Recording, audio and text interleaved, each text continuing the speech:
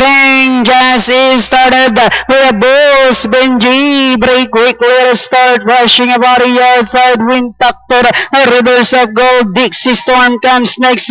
El Nido Island, Sense of Humor, getting better comes next. Running by the release Precious Jewel. Then next on that is Radiant Talisman. Aliana, Charm Offensive comes next.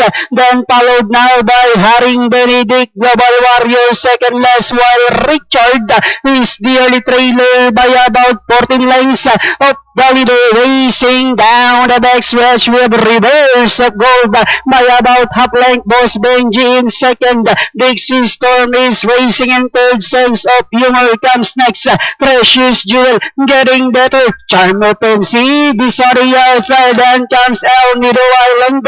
Then running by there is Radiant Talisman. Win Factor, Global Warrior. Aliana comes next. Haring Benedict, while Richard is still racing in 14th. And they are now entering the home stretch. We have reverse of gold by Orling Kenny Hop.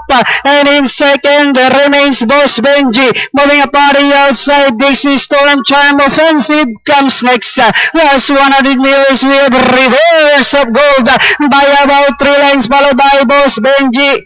Moving up on the outside is Charm Offensive. And finally, reverse of gold. Boss Benji, Charm Offensive, then comes Dixie Storm, Global Warrior, and getting better.